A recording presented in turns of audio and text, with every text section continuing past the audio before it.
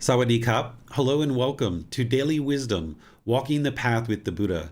I'd like to welcome you to our class today. This is our first Wednesday of sharing some teachings related to meditation for the group learning program. Now that we've restarted the group learning program, on Sunday we're doing a three-part series on the Eightfold Path, diving really deeply into that, which is the path to enlightenment.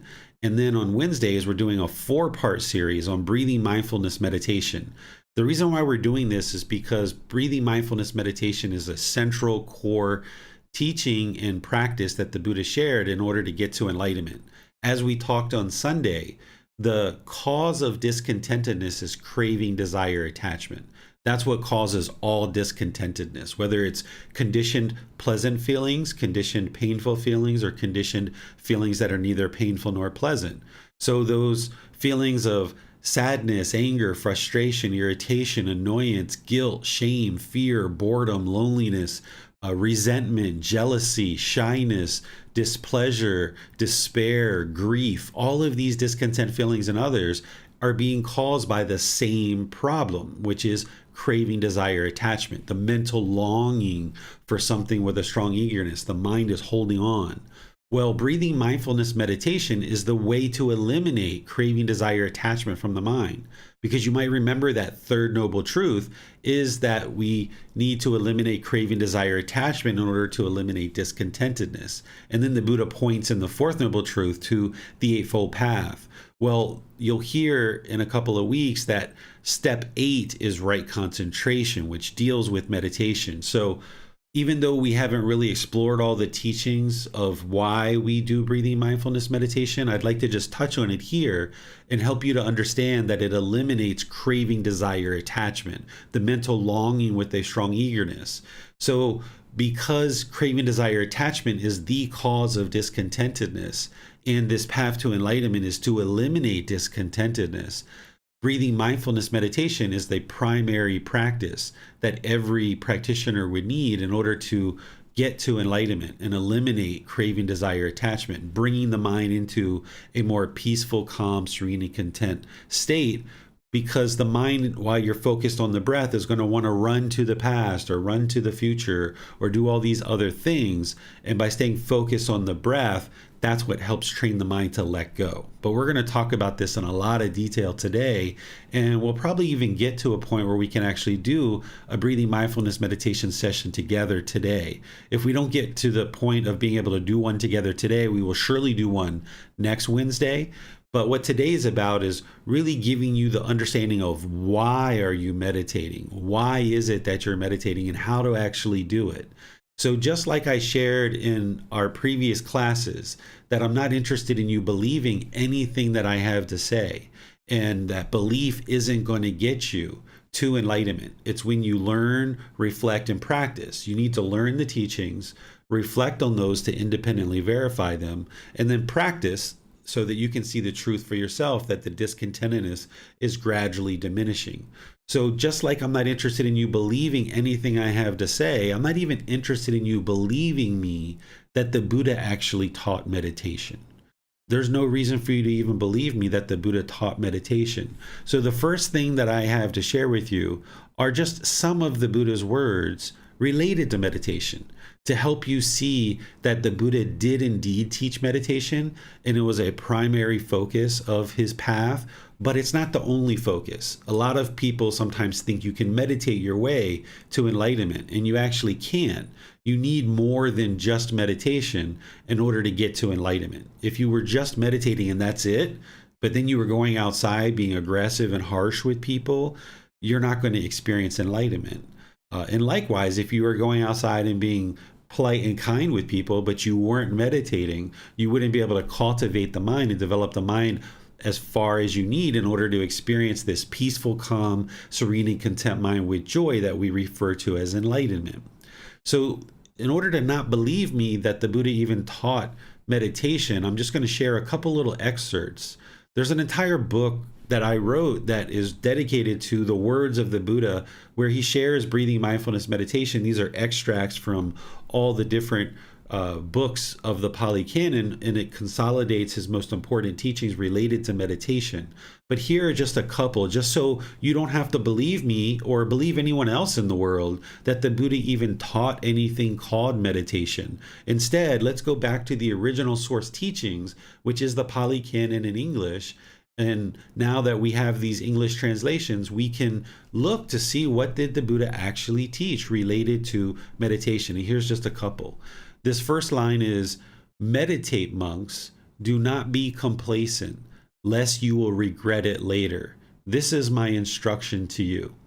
Well, if you're not meditating, if you're complacent and you're not really putting forth the effort and the dedication and diligence in your meditation practice, when you experience discontentedness later, when you're angry, when you're sad, when you're lonely, when you're bored, when you feel guilt and shame and fear, you're going to regret not having meditated. So what you're trying to do here is you're trying to get ahead of the curve.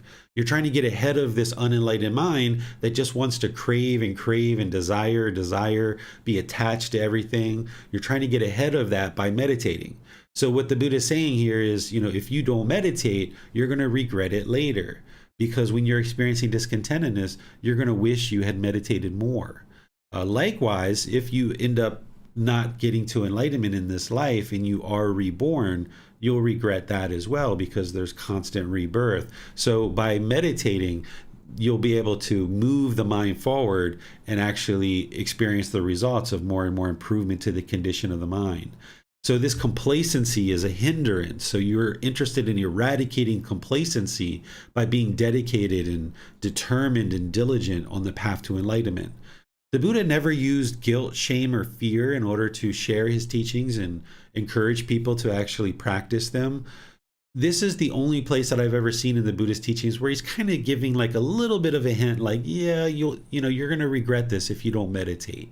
This is kind of like the most you'll get out of the Buddha of kind of motivating people, like, yeah, you're going to regret it if you don't meditate. You'll never see him pressure people or being forceful or controlling or domineering. That's not how a Buddha or an enlightened being would function. They wouldn't teach that way. They don't use guilt, shame, and fear, because the enlightened mental state is to eliminate guilt, shame, and fear, among other discontent feelings. So you can't use guilt, shame, and fear to motivate people if that's what your ultimate goal is, to try to help them eliminate it. So this is the one teaching where you'll see the Buddha just kind of encouraging you a little bit and kind of saying, okay, be sure you meditate. This other quote here that I just took out of a longer discourse is, a pot without a stand is easy to tip over. The pot is your mind. The stand is your meditation practice. So if there's a pot that doesn't have a stand, it's easy to tip over. It'll fall over. So the same thing is, your mind without a meditation practice is easy to tip over. It's easy to shake up. It's easy to experience discontentedness if you don't have this stand, which is the meditation practice. So the more you meditate, your stand will get wider and wider and wider. So if you're just starting to meditate, no big deal. You're starting out now. I'm assuming that you have no experience whatsoever in meditation. That's what I teach in this particular class, because we're at the very beginning of the program. You might have a little dowel rod, a little tiny pencil as a stand on your big pot. Well, that'll tip over really easily. But the more you dedicate to meditation and you're not complacent, this stand will get wider and wider and wider, and it'll grow, and now it'll become more and more stable. The mind will become more and more stable. This pot will become more and more stable because it has this wider and wider stand. So a pot without a stand is easy to tip over. Another way to say that is, a mind without a well-developed meditation practice is easy to tip over. It's easy to shake up. It's easy to become discontent. This next one that I have here, this is where the Buddha is actually pointing to breathing mindfulness meditation and saying how much of a priority it is. And he says it many different ways and many different discourses, but this is just one so that you don't have to believe me that the Buddha taught meditation or that breathing mindfulness meditation is so important. You can just hear the Buddha's words. You don't have to rely on my words. You can see it for yourself. And then once you learn it from the Buddha, then you can practice it and see for yourself how important it is for the condition of the mind.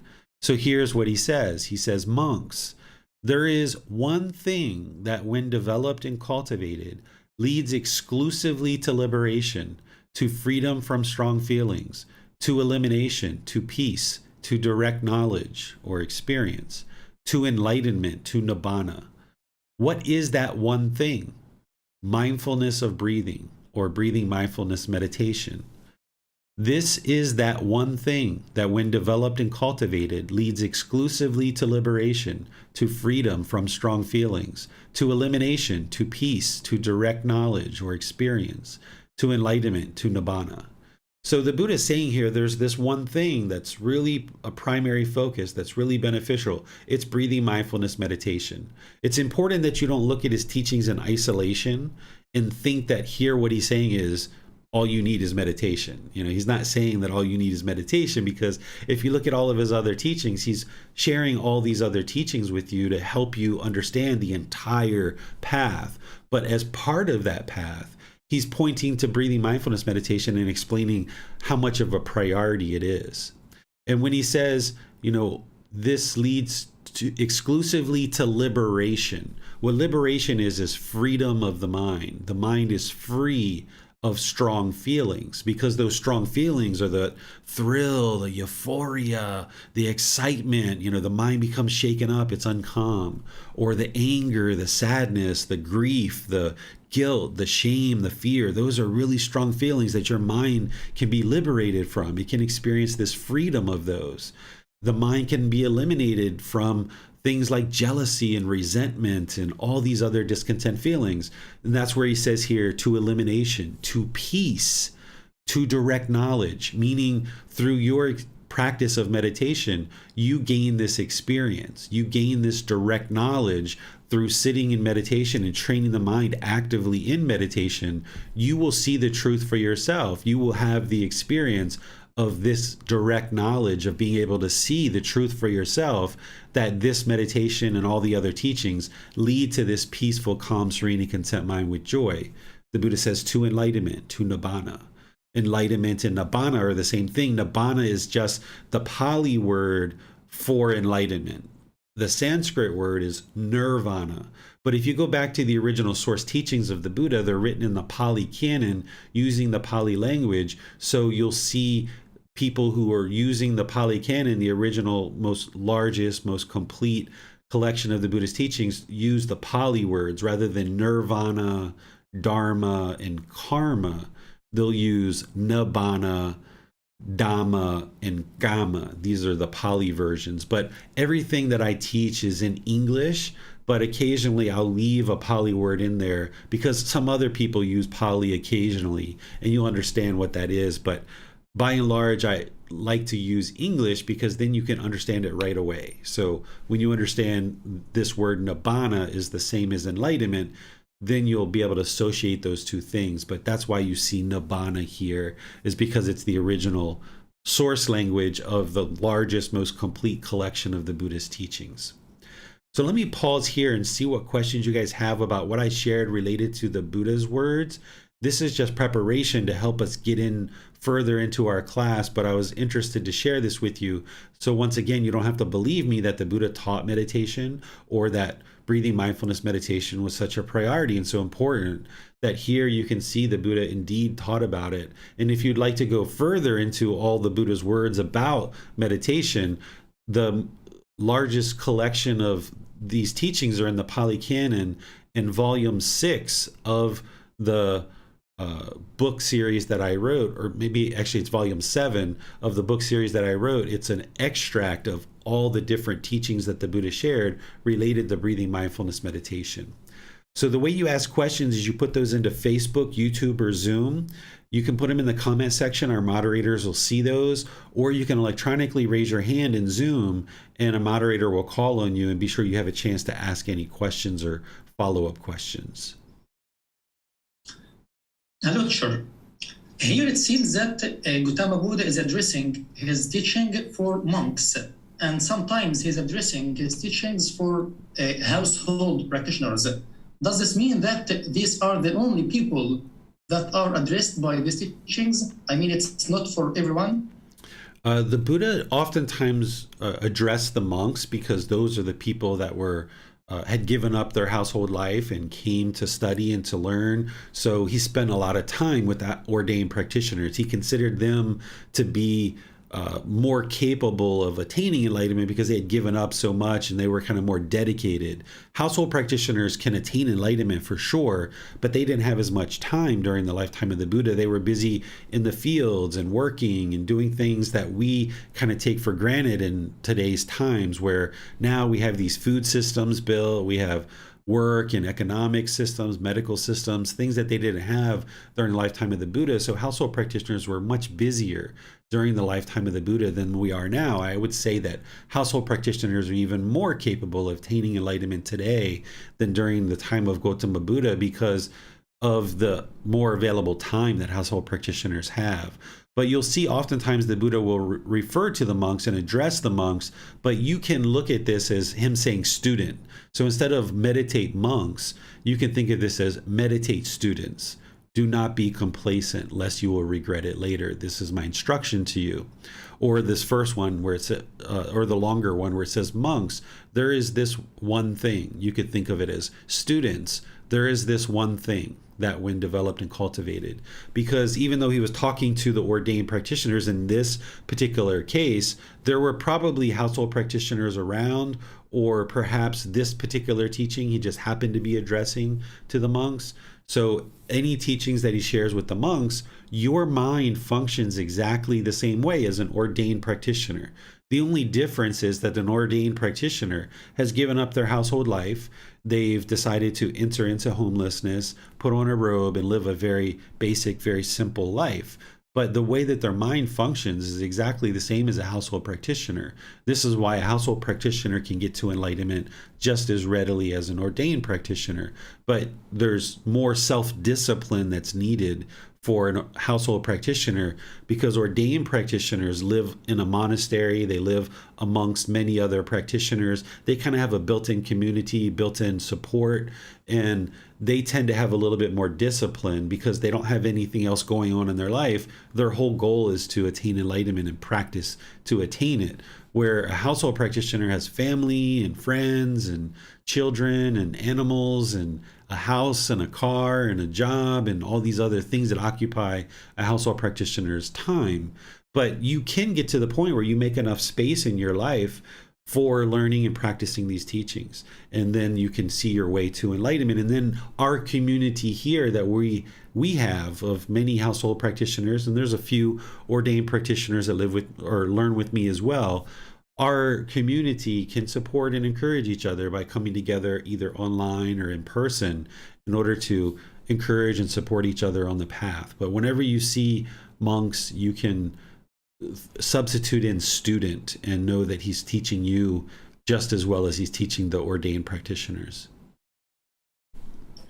So as for these Pali words, now we are as household practitioners, we can attain enlightenment without being ordained as monks and nuns. Should we also learn Pali language to attain enlightenment? The Pali language isn't needed in order to attain enlightenment. This is a language that's been around for a really long time. It's a language that the original source teachings were written into, and the Buddha may or may not have spoken in Pali. For a long time, we've thought that the Buddha spoke in Pali, but there's been some recent discoveries of texts that look like he might have spoken a different language that was a precursor to Pali. So the source text that we all refer back to is the Pali language, but it's no longer a spoken language today. There's very few people in the world that understand Pali, but they don't even agree on what individual words mean and what they don't mean, because we've lost it through it's no longer a spoken language. It's no longer a practiced language. So there's not very many people that use it and converse with it. So we don't really necessarily understand it as well. we don't have very many people that understand it, and we don't necessarily agree on what all the words mean because of impermanence. Things have changed. If you decided to learn Pali, that would be a huge feat to be able to actually learn Pali. Some people spend, 5, 10, 20 years learning Pali. If you did that, then after you learn Pali, now you would have to learn the Buddha's teachings in Pali. And then if you needed help, you would have to find somebody who also knows Pali, which the number of people that know Pali is very minimal. So your ability to get help is very minimal. And then after you find that person, then you still have to practice the teachings and get the results. So you're putting this enormous hindrance and this enormous obstacle in front of you, in my opinion, by having to first learn Pali, 5, 10, 15, 20 years. Then you have to find other people that really know it well and that are on the same page to be able to help you and dedicated to help you. Then you have to actually learn the teachings in Pali. Then you have to practice them and get the results. So if you're trying to get to enlightenment in this lifetime, in my opinion, this isn't the way to do it, because you're putting so many roadblocks in front of you, so many obstacles. So this is why I don't teach in Pali. I teach in English, because if you're speaking English, either natively or as a second language, once you learn the teachings in English, you can start practicing right away. And you can start getting results right away, rather than spending the next 5, 10, 15, 20 years learning Pali first, then another 3, 4, 5, 10 years learning the teachings, then actually getting help, then actually practicing. You're kind of 30 years, 40 years from being able to experience the results. Where somebody who's learning in a native language, or even a language that's a second language like English, you can start learning and getting results right away because you understand it. You've eliminated an enormous obstacle by not looking at Pali and just going right into the English, because our translations nowadays in English are very superb, very high quality translations.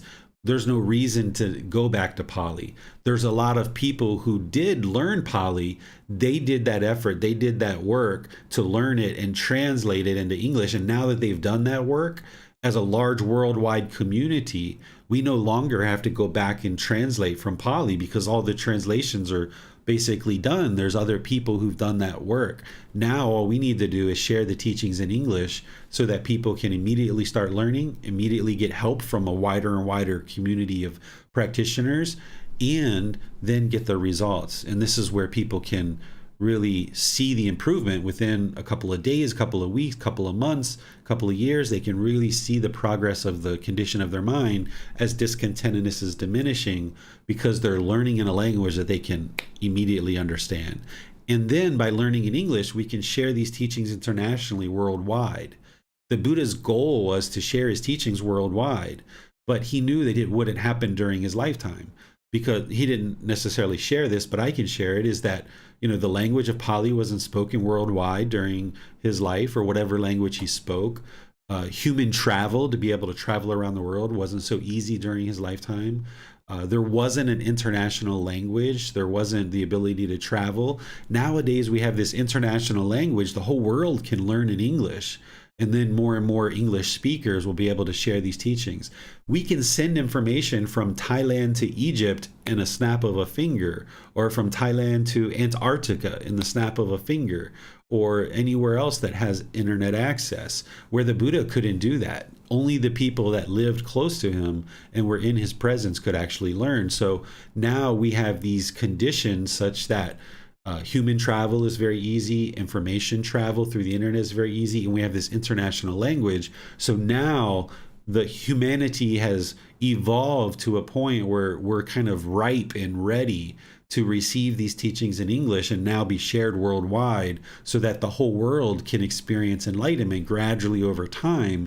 And this is the time that these unique things have come together, that they didn't come together during the lifetime of the Buddha, but they've come together now. And by us all learning and practicing in English, it provides a wider and wider community of practitioners and teachers that can now help the world to experience enlightenment. Well, would you kindly elaborate more on what was the Buddha referring to when he said freedom from strong feelings? what feelings exactly he was referring to? This is the pleasant feelings, painful feelings, and feelings that are neither painful nor pleasant. This is the conditioned feelings. So the happiness, excitement, elation, thrill, euphoria that the mind experiences, this is because of craving, desire, attachment. If you have a craving to get a high salary of 100,000 US dollars a year, and you have this craving, this yearning, this longing to get it, and then your boss gives you $100,000 a year, oh, you're going to get so excited, you're going to get so elated. But in that situation, the mind is uncalm. You're not practicing mindfulness or awareness of mind. You're not having concentration, so therefore you can't access wisdom. The mind is shaken up. So these conditioned pleasant feelings are harmful to the mind. An enlightened mind is going to experience unconditioned joy or unconditioned happiness. You could think of it that way, where the mind's just always peaceful, calm, serene, and content with joy. You wake up all day long and you go to bed peaceful, calm, serene, and content with joy in the enlightened mind.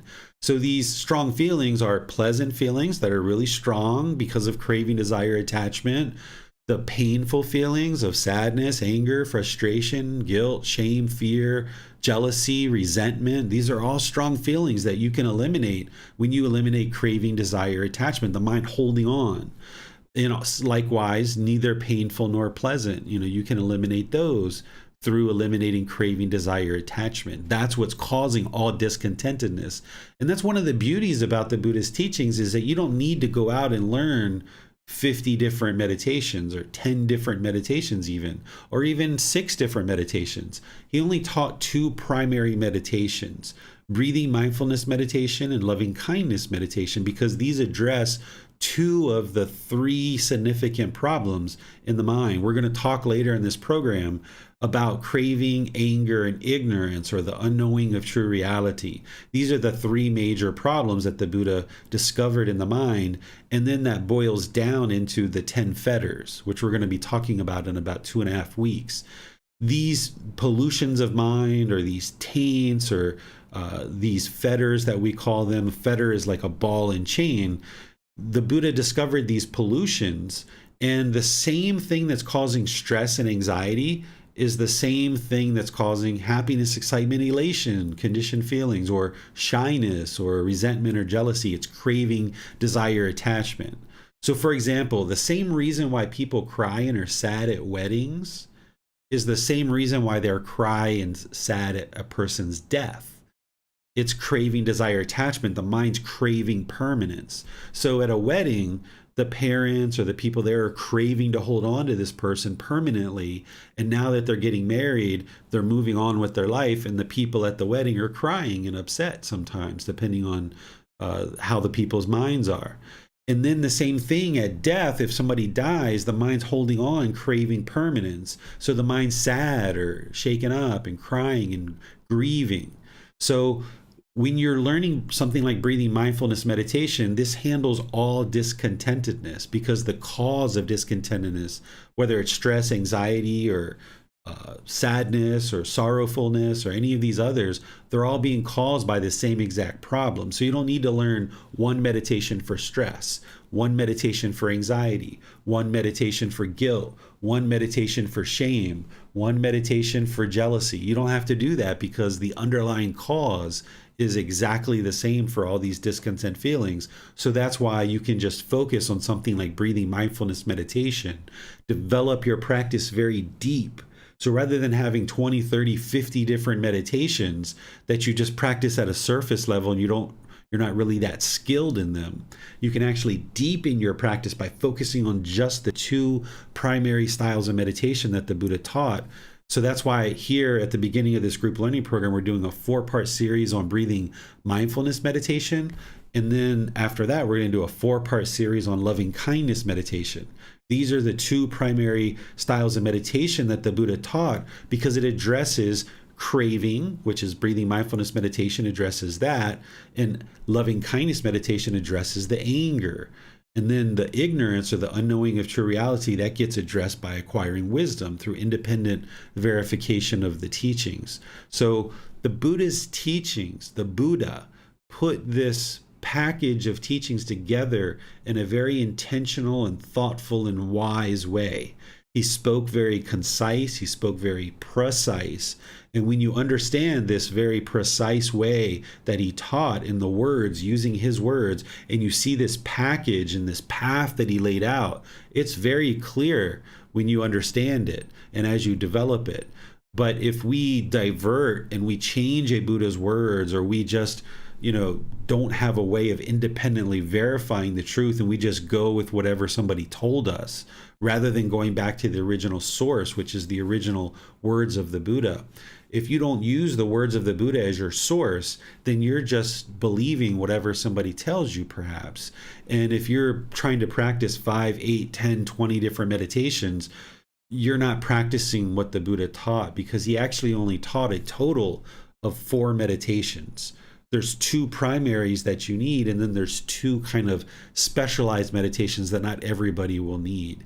So by doing your practice this way, where you focus on the words of the Buddha and you see what he actually taught, and you don't practice the modifications that came after his death, you just focus on what he actually taught. Now you can get really deep and really focused, because a Buddha's words are going to illuminate this path to enlightenment. It's like they're putting lights on the side of the path, like these flashing lights, to show you where the path is, because a Buddha's wisdom is so deep that they're able to clearly explain the path so clearly that another person wouldn't have that same level of clarity.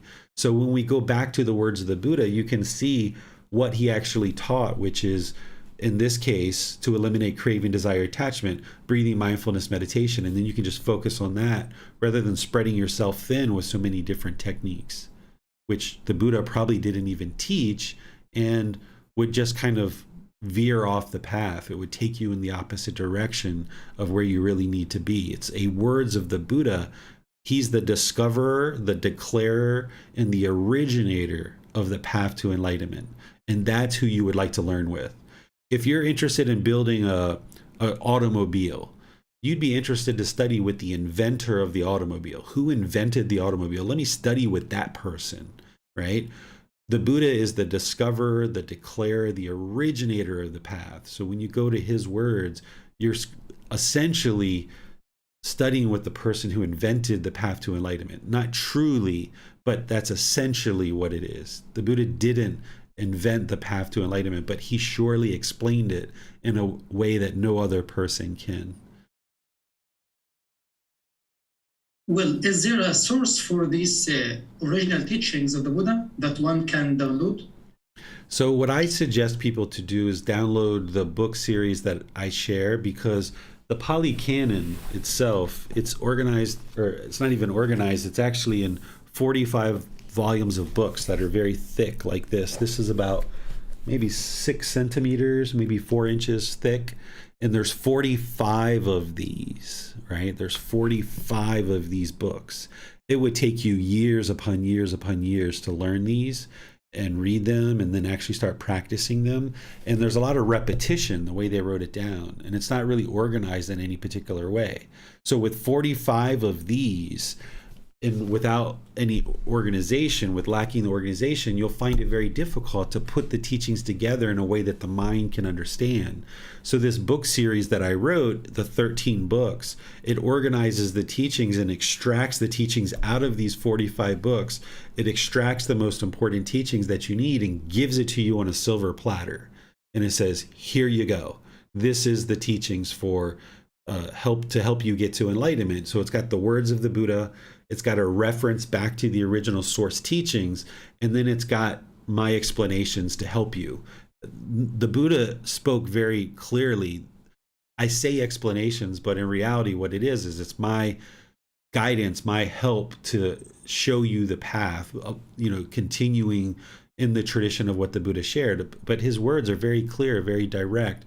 And if you download that book series, it's buddhadailywisdom.com. You can click on the button and download the whole book series if you like. You can also order it on Amazon through printed versions or Kindle versions, Or you can just download the file and go print it yourself, because I give away all these resources for free. You don't have to actually pay. But some people, they like to have a nice, bound book that you have a nice binding. And if you like that, there's Amazon that you can order them from. Or if your country can do that work, you can just take the file and go to a print shop and just have it printed yourself. I don't need any profit from the book. I'm just interested in sharing these teachings with as many people as are interested to learn them. Hey, thanks, sir. No more question for now. All right. So let's move on to some things that I would like to share with you just to get us started in our class today. That was the words of the Buddha. But now, starting what I have to share with you, I don't like to assume that people have the same understanding or the same definition for certain words. So when I teach something new, I will start with a definition to make sure that you're on the same page with me about how I'm describing a certain thing. So here we're going to start with some meditation basics just to help you get situated with developing your meditation practice. And I'm going to start with a definition of what meditation is, because I'm not interested in assuming that your understanding and your definition of meditation is the same as mine. So when I use the word meditation, what I'm referring to is this technique to actively train the mind during a dedicated, independent, purposeful training session to eliminate and or cultivate various qualities of mind in the positions of seated, lying, standing, or walking. This is really important. It's a dedicated, purposeful training session where you're actively working to eliminate certain unwholesome qualities or arise or cultivate or develop various wholesome qualities in the mind. And you're doing this in one of the four positions, either seated, lying, standing, or walking. All too often, the way that some people think about meditation is they think that you can exercise and meditate, or you can walk the dog and meditate, or you can garden and meditate, or you can go drive and meditate. Some people think that they can meditate all day long, but this isn't actually meditation. You can practice mindfulness or awareness of mind. That's what mindfulness means, is awareness of mind. You can have awareness of the mind, and you need to have that in order to get to enlightenment. You have to practice the four foundations of mindfulness, which we're going to cover later in this program.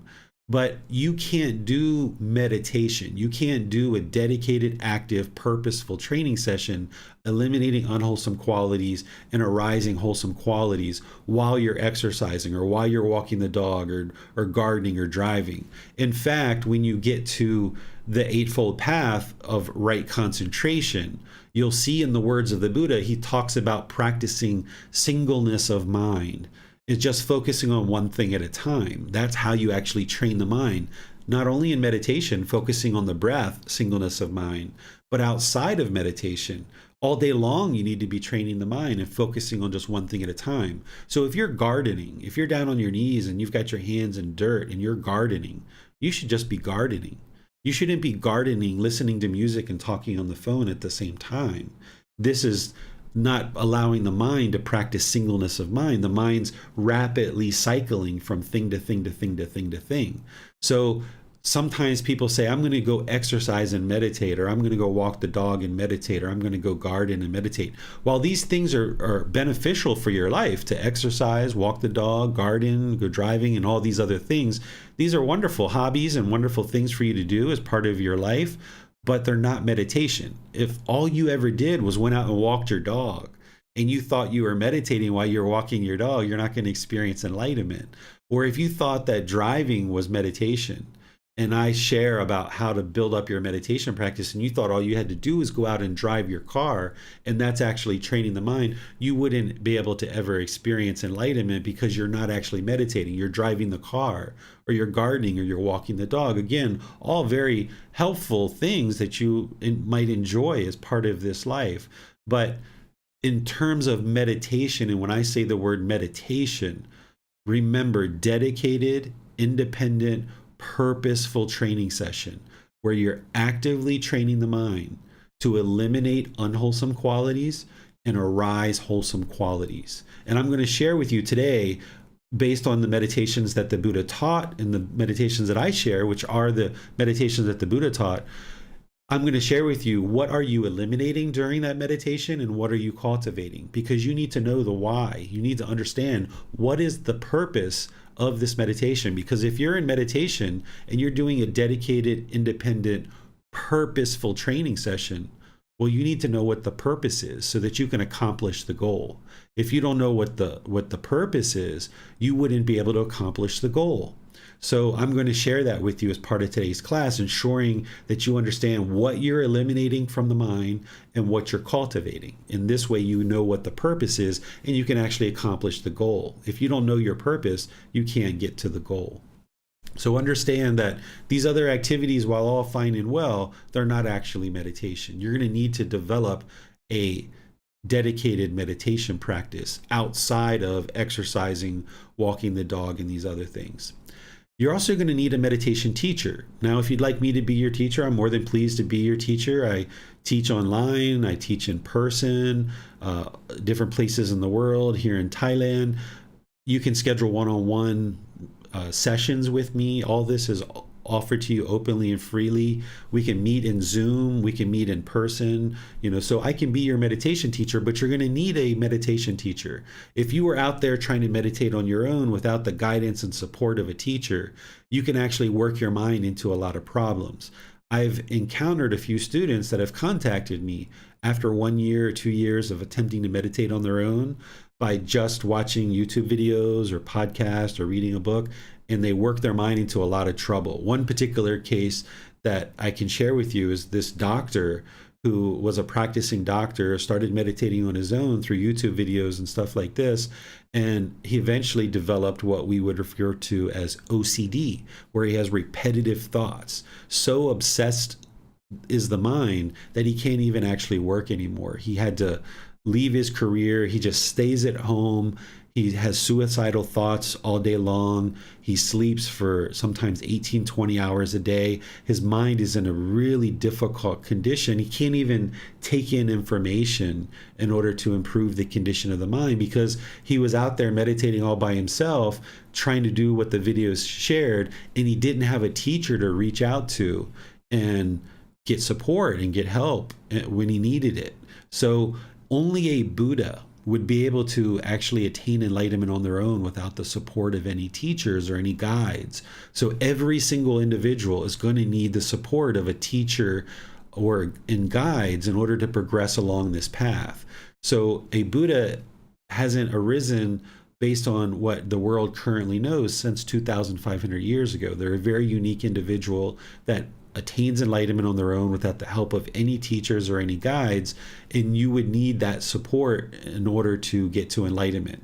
So you would need a meditation teacher, and that's why I share these teachings, make all the resources available for free, and then I allow myself to be available to you as well through personal guidance and asking questions online in our Facebook group, through sending private messages, and through these classes, because I know you're going to need the guidance. If you're out there by yourself, it can be very dangerous, essentially. You don't need to be scared or fearful of that, but you're going to encounter things. And even if the answer you get back from me is, yes, that's completely normal, continue forward, no big deal, that gives you some reassurance, that gives you some confidence that you're on the right path. So you're going to need somebody that you have a bit of a relationship with, that you can reach out to and get help.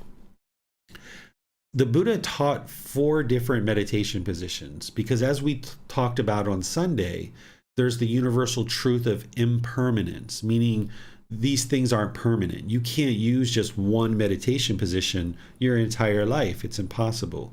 You might learn in seated position, but what happens when you have a motorbike accident and you can't cross your legs and you can't even really sit in a chair anymore, and you're hooked up to an IV in a hospital, right? You're laying in a bed. You need lying position. Or what happens when you, are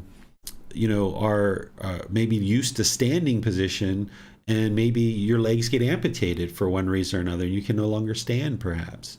Right? And now you need to know seated position or something else. So these 4 positions are there for a reason, Each one has different purposes. We typically teach in seated position to get you started, but then these other positions play an important role in your meditation practice, and you should develop these other positions for yourself because you're probably going to need them at some point, because you can't just have one meditation position that you stay in for your whole life. You might be able to get on the ground and cross your legs now, but what happens when you're 70, 80, 90 years old? Are you still going to be able to do that? The body's impermanent, so you're not going to be able to do that. You're going to need to sit in a chair. You're going to need to lie or stand or walk. So let me share with you some ways that you can use these different meditation positions, but then don't believe me. You go out and practice and develop for yourself and see the truth for yourself. So I suggest people learn in the seated position. It's the best position to be in. This is where you're either sitting on the floor cross-legged, or you're on a chair or something like that, maybe with your feet flat on the floor or crossed at your ankles, where the lower body's comfortable and stable. The hands and arms are in your lap, and the upper body is erect. I'm going to teach you this as part of our meditation practice. This is like the way that I meditate. This is my standard go-to practice in terms of a position.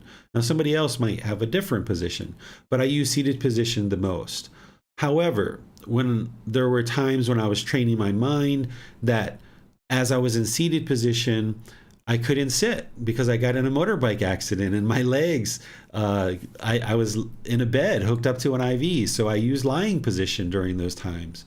And then there's times in lying position or seated position where the mind's falling asleep in the past. So I needed standing position to stand up and not allow the mind to fall asleep. Or I might need walking position in order to ensure that I don't fall asleep in meditation.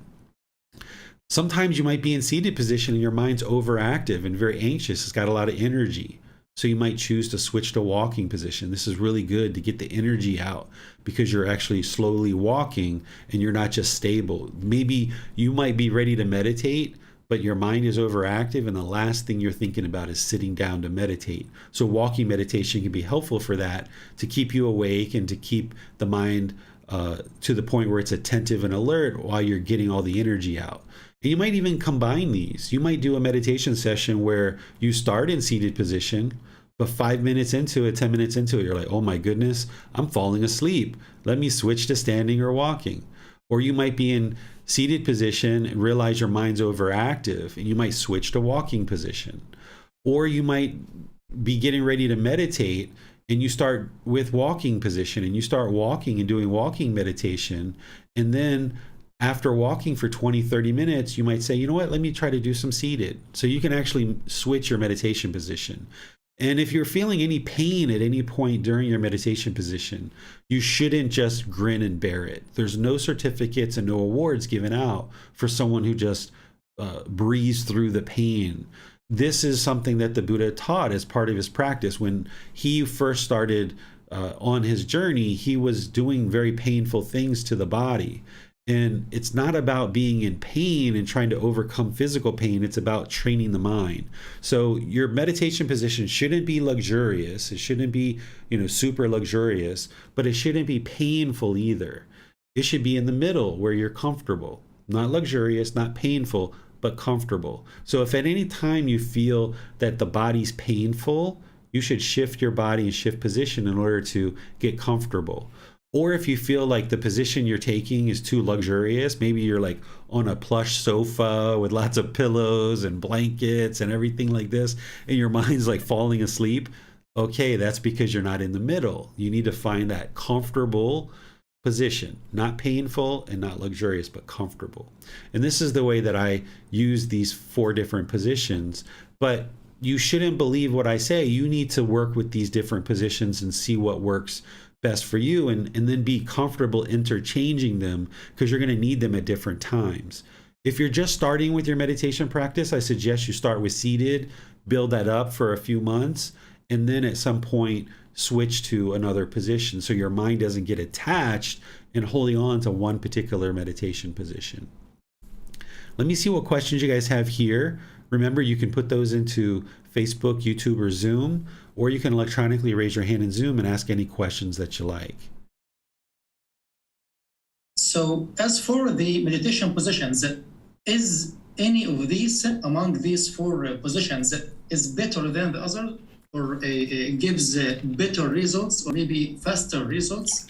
No, there's nothing in the path to enlightenment that you should be trying to get fast results. If you're trying to hurry up and get to enlightenment, you're not understanding enlightenment, because it's about slowing the mind down, coming into the present moment, and gradually training the mind. So we're not in a hurry to get to enlightenment, but also these body positions are going to be based on each individual. Because of impermanence, everybody's going to experience something different.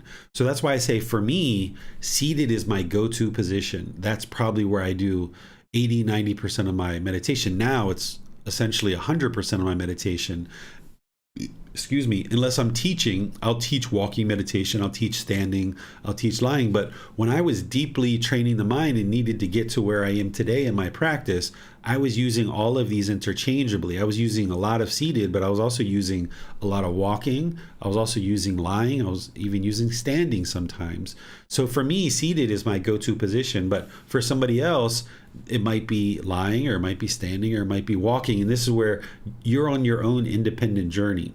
You've got to find what is working for you. And that's where you have a teacher, and why a teacher is so important. Because if you're developing a certain position and you're having challenges or difficulties, you would like to reach out to the teacher and let them know what those challenges or difficulties are. And then they're going to have solutions for you to help you out.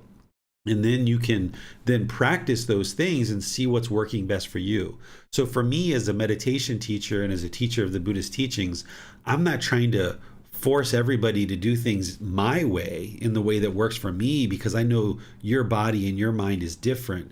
Instead, my goal is to help you find what's comfortable for you, because what's comfortable for me might not be comfortable for you. So my goal isn't to try to force everybody to do it my way, but instead to work with you skillfully and provide you guidance as you seek guidance, in order to help you find that comfortable position. And then once you find those comfortable positions, don't get attached to it, because it's going to need to change at some point in your life. You're not going to be able to permanently reside in the same meditation posture and position your whole life. It's not possible. So let me double check my understanding. In meditation, we're training the mind by cultivating and eliminating various qualities, and we are training the body in these four positions, right? Yes and no. When you're in meditation and the entire path to enlightenment, you're training the mind. You should always think that you're training the mind. What you're going to hear me share today is the mind is the boss, the body's the employee. So essentially, the body follows whatever's in the mind. So you shouldn't think about this as you're training the body. So you see some of the materials that I share, the Buddha's in full lotus position, where he's got his feet turned in and his soles of his feet turned up. Not everybody can do that. And if you thought that everybody should do that, and you're craving permanence and you're trying to force the body into those positions, your hip, your knees, your ankles, they're going to be painful, and you're focusing on the wrong place. The goal isn't to train your body. The goal is to train the mind. So if you're comfortable sitting in a chair, or if you're older and you're in a wheelchair, or you're in a bed, some people are in a bed. They actually can't sit because of their body and their health condition. They haven't been able to sit. Maybe they're bedridden, right? So you're not training the body. What you're doing is training the mind, and you can do that from either the seated, lying, standing, or walking positions. And you're going to need to use these at different times in your life, but always understand that you're training the mind. That's the goal of the path to enlightenment. And the body, you're just trying to get that in a comfortable position where it almost like it doesn't matter.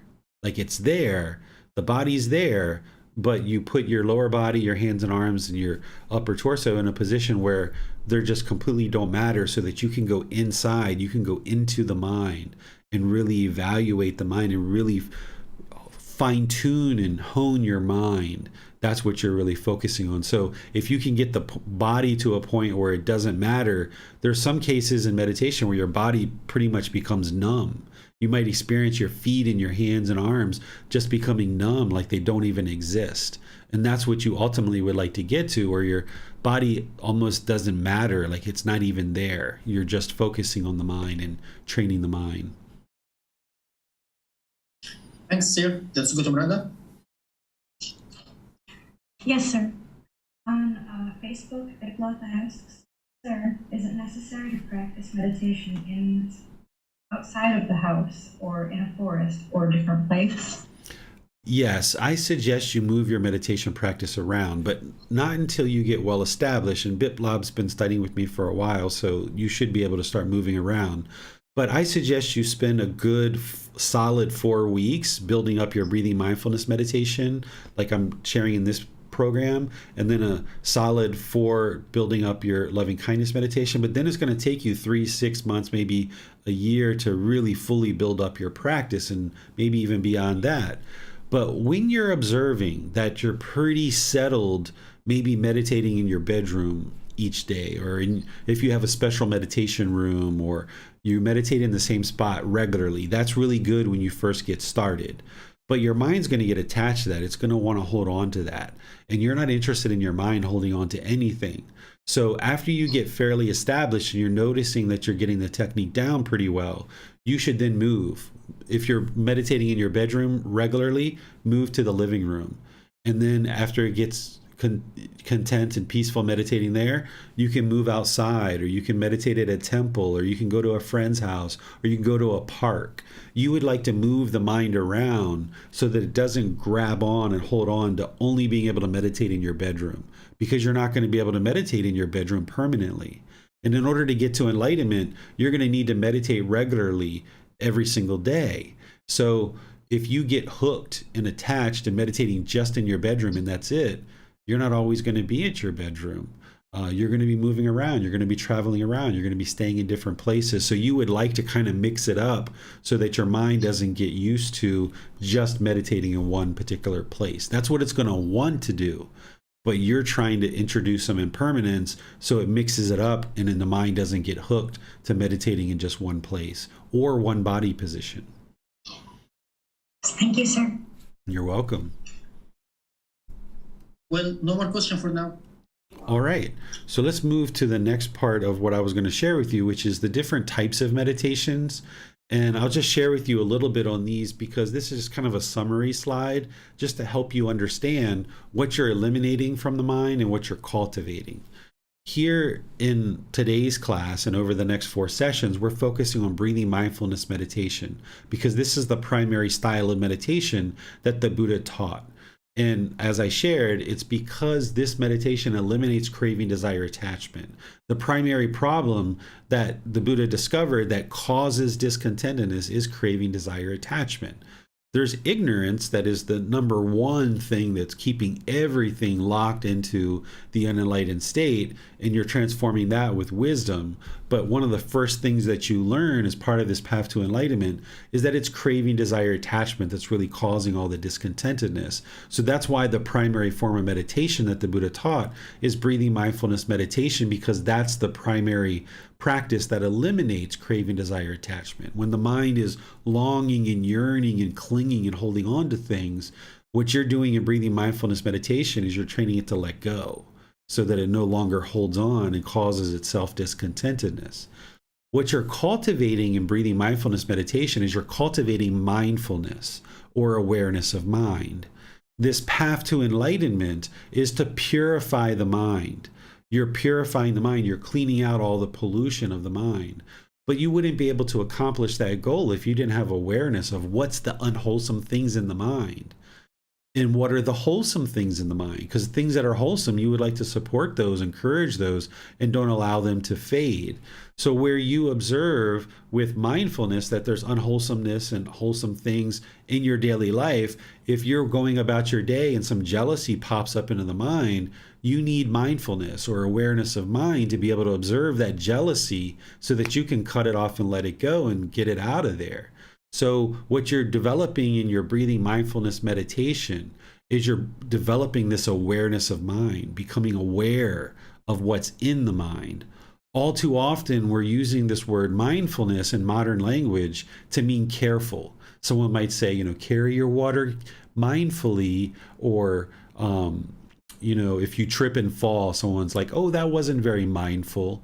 But what people are talking about in those cases, what I see oftentimes is people are substituting the word careful for mindfulness.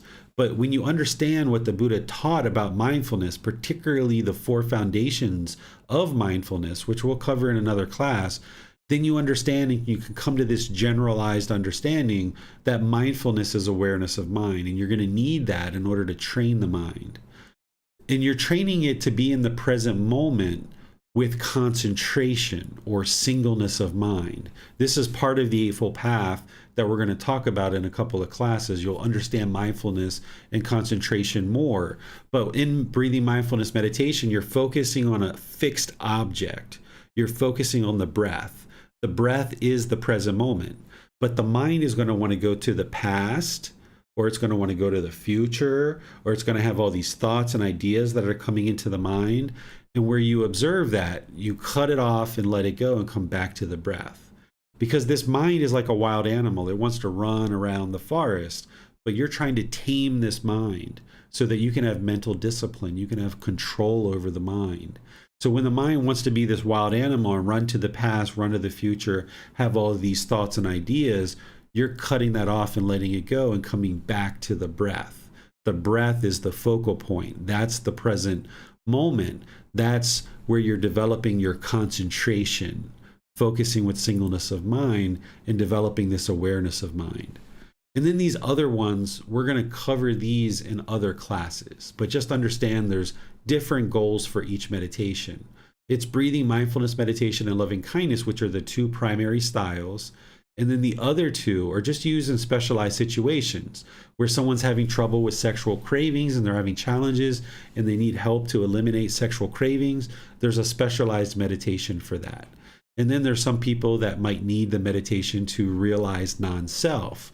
And there's a specialized meditation for that. Everyone has to realize non-self in order to attain enlightenment. This is the elimination of personal existence view. But not everybody's going to necessarily need this particular meditation. But it really does help to get you over and beyond personal existence view to realize non-self. So let me see if you guys have any questions on anything that I've shared here. Remember, you can just do that through Facebook, YouTube, or Zoom, or electronically raise your hand in Zoom. Seems that there is no question for this time, teacher. All right.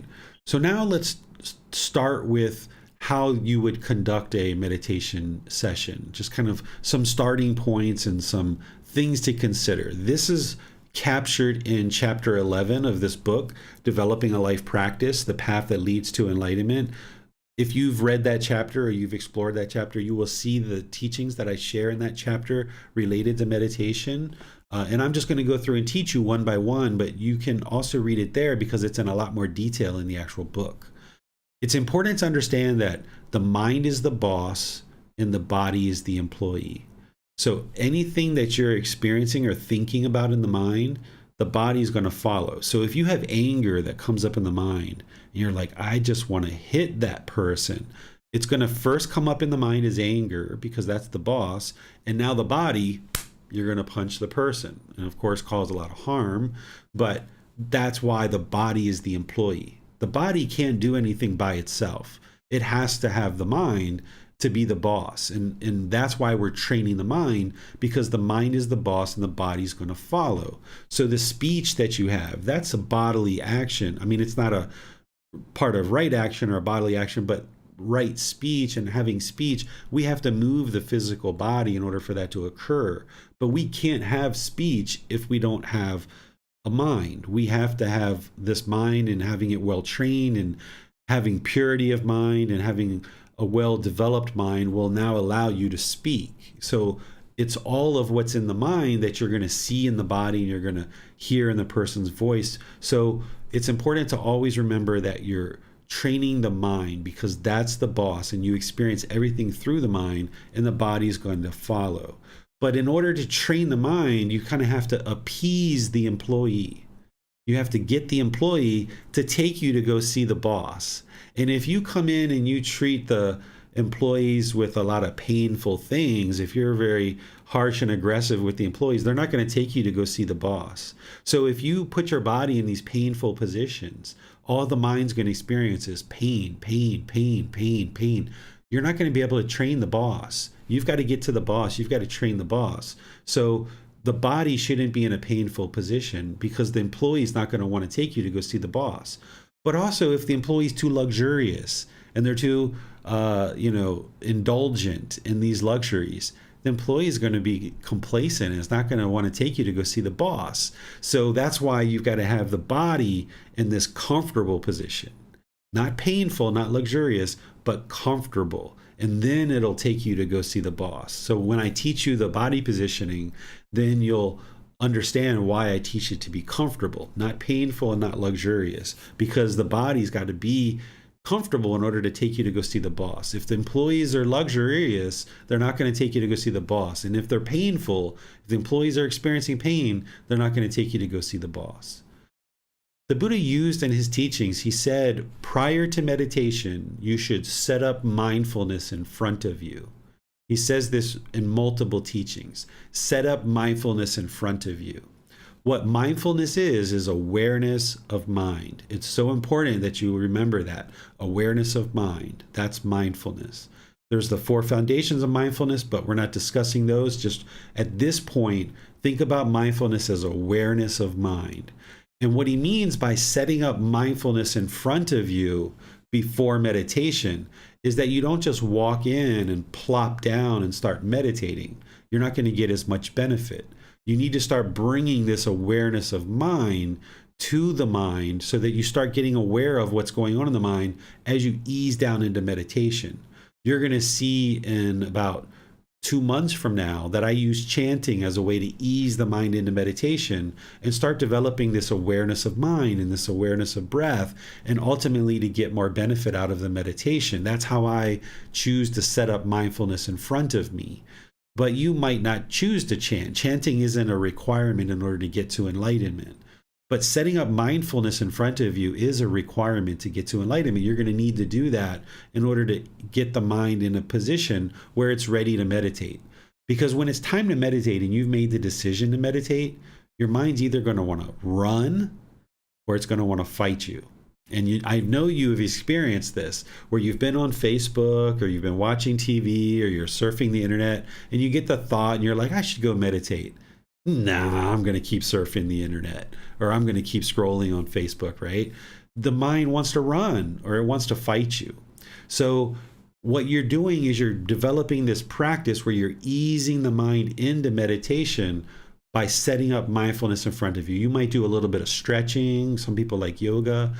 Some people like to do prayer. It's not part of the Buddhist teachings, but some people like to do that to ease them into meditation. I like to do chanting. I also do a little bit of prayer as well, but I have a certain reason why I do that. And what I'm doing there is I'm developing and bringing the mind's awareness so that now when I ease into meditation, then the awareness is already there. So I'm getting benefit from like the first breath. As soon as I breathe in the first breath in meditation, I'm getting benefit right away. Whereas if you came from outside and you plop down into meditation, it might take you 5, 10, 15 minutes to get settled before you start getting benefit. So if you set up mindfulness in front of you, you can get benefit right away. So have something that you're doing. And I'll teach you chanting as a way to help you, and you can see how that works for you. And then you might have other things that you decide to do to kind of ease the mind into meditation. This third one here, the time, frequency, and schedule of meditation. This is important for you to understand, that you can't have a fixed schedule of meditation. It's impossible because of the universal truth of impermanence. So if you come to this program with, I'm going to meditate at 3:30 a.m. every day because that's the perfect time to meditate, or I'm going to meditate at 8 a.m. every day, it's impossible for you to do this because of the universal truth of impermanence. You wouldn't be able to do that because there's going to be some days where you can't meditate at 8 a.m. It's going to be 8:30 or it's going to be 9 or some days you might have something really big happen and you can't even meditate at all in the morning for some reason. So don't get locked into this fixed schedule of meditation. What I suggest you do is you have anchor points. You like to meditate in the morning and you'd like to meditate in the evening. 2 to 3 sessions per day. That's what I recommend. The Buddha meditated 3 times a day, morning, midday, and evening. He says it very clear in his teachings that that's when he meditated, morning, midday, and evening. But he didn't even have a watch 2,500 years ago to meditate at exactly the same time. So this is where when you hear somebody share that you should meditate at exactly 3:30 in the morning every single day, then you know that this isn't the path to enlightenment, because the Buddha didn't even have a watch during his lifetime. How could he be able to tell that it was 3:30 a.m. in the morning? It's not possible to get that exact precision. And with the universal truth of impermanence, you can't meditate at exactly the same time. So you pick these anchor points like morning and midday, or morning, midday, and evening, if you would like to do 3 sessions, or morning and evening. And you gradually ramp up your practice to 2 or 3 times a day for 30 minutes or more. That's what you'd like to build up to. But you're going to start wherever you start. If you start at 5 minutes or 10 minutes or 15 minutes, then that's fine. That's where you start. But gradually work towards building up 2 to 3 sessions a day for 30 minutes or more. That's what you'd like to gradually build up to. That's where you're going to see the most benefit. If you're just meditating once a day to start with, okay, that's fine. But you're ultimately going to need to get to a minimum of twice a day in order for you to get to enlightenment. You wouldn't be able to get to enlightenment with just one meditation a day. Likewise, if you're starting with 5 or 10 minutes a day, or I'm sorry, 5 or 10 minutes per session, that's fine. That's where you're starting from. But you wouldn't be able to get to enlightenment with just 5 or 10 minutes of meditation per session. You're going to need to get to 30 minutes or more. That's where the real changes are taking place when you get up to that level of time. But understand that you can't meditate permanently, right? It's not possible. When I got into my motorbike accident 2 or 3 years ago, I had a cracked rib and I was having trouble breathing. There was about 10 days where I couldn't meditate. Right? So you just have to accept that and know that that's impermanent. That injury to the physical body was impermanent. I knew that I couldn't meditate because it was hard for me to breathe. And I knew that this cracked rib would heal. And I knew that I would get back to my meditation practice once I was healed. But if in that situation I was craving meditation, I was craving and desiring to do it every single day, then I would be discontent for those 10 days where my body was incapable of meditating. So you can't even crave something wholesome like meditation. You pursue it as a goal, an objective, or an interest. But if you hold it too tight, you're not going to experience this liberation or this peace and this joy of enlightenment. But also, if you were complacent and you didn't do meditation, there you wouldn't experience liberation either. So you're not interested in holding it real tight, but you're not interested in being complacent. So you walk the middle way where you understand you need to meditate regularly and you have these anchor points, but you're not so fixated on it that when you experience a situation where you can't meditate for one reason or another, your mind doesn't become discontent. I've also had situations where I've started meditation and 3 to 5 minutes after I started, my son would walk in and say, "Dad, I need you to take me to school." I was like, "Oh yeah, I thought your mom was taking you to school today." He said, "Yeah, me too, but mom's left already. She's not here." I'm like, "All right, well, I'll take you to school."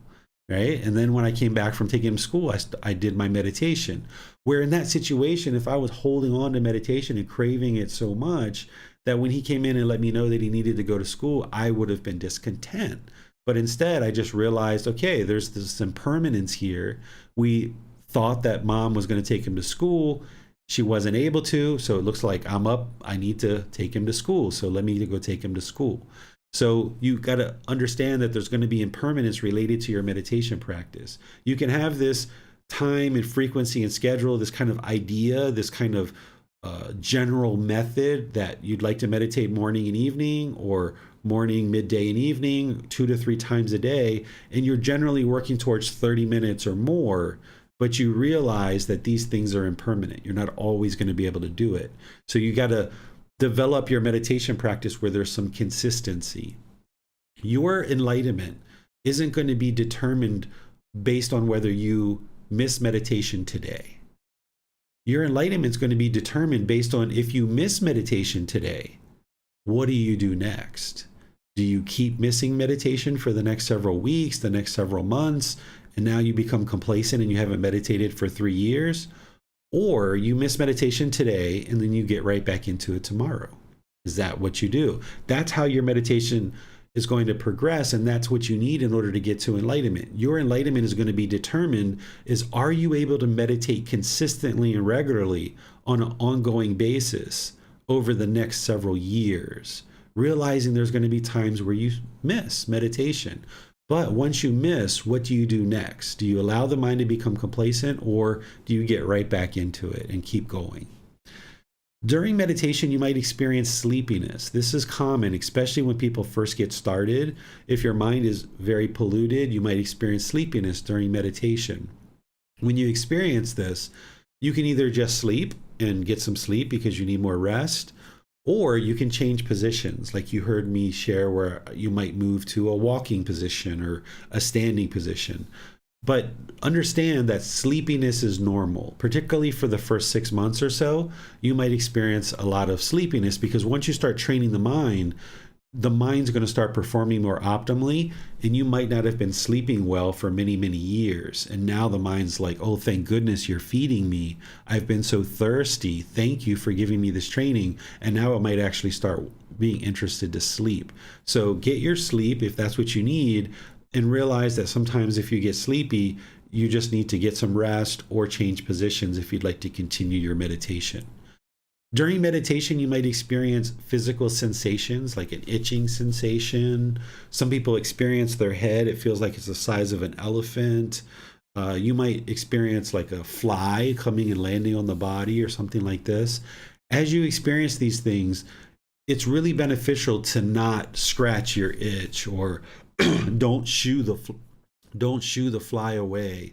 Or if you feel your head expanding, understand that this is impermanence. The itch is impermanent. The fly crawling on the skin is impermanent. The head feeling like it's expanding, this is impermanent.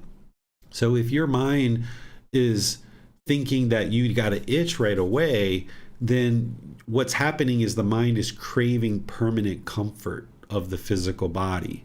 And as soon as you feel the itch, you feel this urge or this craving to scratch it. You'll actually get more benefit if, when a itch arises in the body, is if you just observe that it's arising, it's going to change and it's going to fade away. And it's impermanent.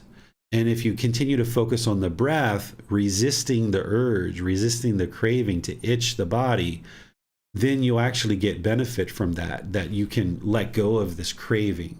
But when you first start out, you might not have that ability because you're still training the mind. You're just starting. So if you observe an itch and after 3 seconds, you're like, oh, I got to itch it, then just go ahead and itch it. And then the next time an itch arises, try to go 5 seconds or 10 seconds or 20 seconds and try to expand it longer and longer where you don't have to actually itch. And this is the gradual training of the mind, that you gradually train the mind that you don't have to have permanent comfort in the physical body. And this is very good for your mind. Not painful, not luxurious, but comfortable. But you're also not interested in permanent comfort, because that's impossible. So when the itch arises, you might need to scratch it after a while, but what you'd like to do is expand that wider and wider, where you can train the mind to resist that craving, resist that urge. You might experience visual stimulation during your meditation, different colors like pink or yellow or green or white lights and things like this. What's happening with the head expanding and with the visual stimulation and stuff is, as you're training the mind, there's an effect to the physical brain. The brain and the mind aren't the same thing. These are two separate things. So the brain is not the mind, and the mind is not the brain. The brain is the organ. It's physical in nature. It's tangible. You can touch the brain. If you cut open the head, you could touch the brain. But the mind is intangible. It's non-physical. You can't actually touch it. But when you're training the mind, it has this connection to the brain, and the brain changes. There's physical changes that we can observe through CAT scans and MRIs that are occurring to the brain. But just like the hand is not the brain, but yet when you cut your hand, you can feel that sensation. The same thing is there's this connection between the hand and the brain. There's this connection between the mind and the brain. So we've been able to see through research and scientists that there's physical changes that are occurring to the brain as you're training the mind in meditation and as you're training the mind outside of meditation. So that's where these physical sensations of the head feeling like it's expanding comes from. That's where the visual stimulation comes from. You can even sometimes hear the brain physically changing as you're meditating.